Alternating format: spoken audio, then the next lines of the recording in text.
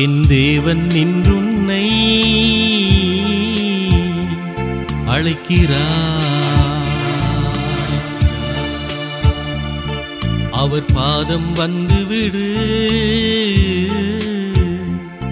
நன்மையே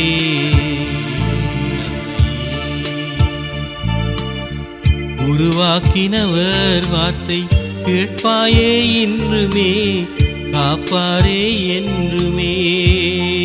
இன்றேவா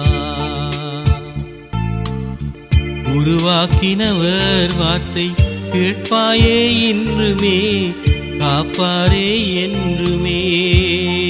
இன்றேவா தேவன் நின்றுன்னை அழைக்கிறார்.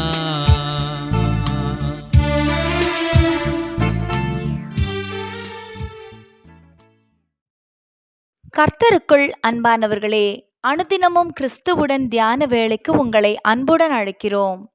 இன்றைய தியானத்திற்கான வேத வாசிப்பு அப்போஸ்தலர் 16ஆம் அதிகாரம் வசனங்கள் 16 முதல் 25 வரை.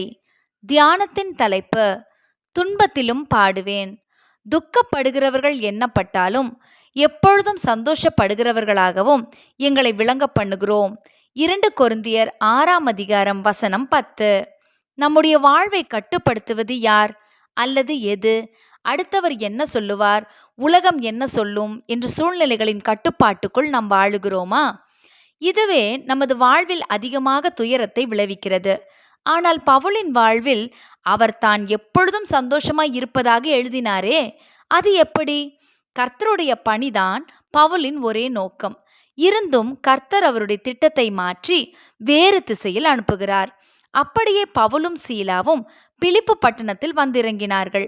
கர்த்தரே நடத்தினார் என்பதற்காக காரியங்கள் இலகுவாக இருந்தனவா? இல்லை. குறி சொல்லி தன் எஜமான்களுக்கு ஆதாயம் தேடி கொடுத்து கொண்டிருந்த ஒரு பெண் இவர்களை சந்திக்க, பவுல் அவளை பிடித்திருந்த ஆவியை துரத்த, தங்கள் ஆதாயம் கெட்டுவிட்டதே என்று கோபம் கொண்ட அந்த மனிதர் பவுலையும் சீலாவையும் பிடித்து அதிகாரிகளிடம் ஒப்புவித்தனர். அவர்கள் இவர்களை அடித்து வதைத்து சிறையில் பத்திரமாக அடைக்கும்படி சிறைச்சாலைக்காரனுக்கு கட்டளையிட்டனர்.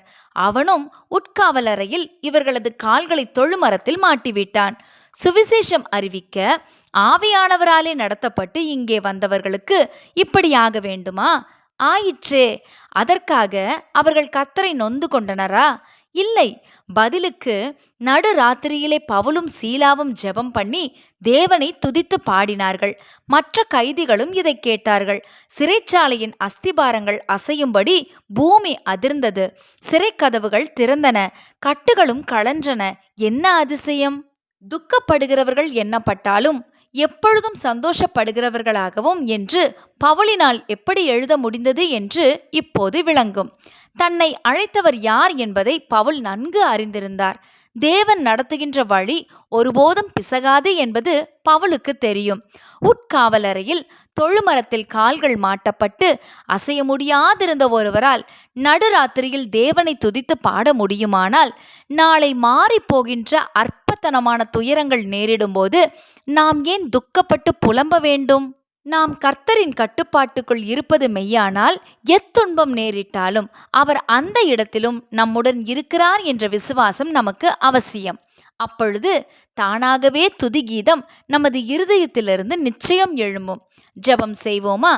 கர்த்தாவே, சகலமும் நன்றாய் இருக்கும்போது மட்டுமல்ல, பாதகமான சூழ்நிலையிலும் வியாதியின் நேரத்திலும் துக்க நேரத்திலும் கர்த்தரின் துதி எங்கள் வாயில் எப்போதும் காணப்பட எங்களை உமது ஆவியால் நிரப்பும். ஆமேன்.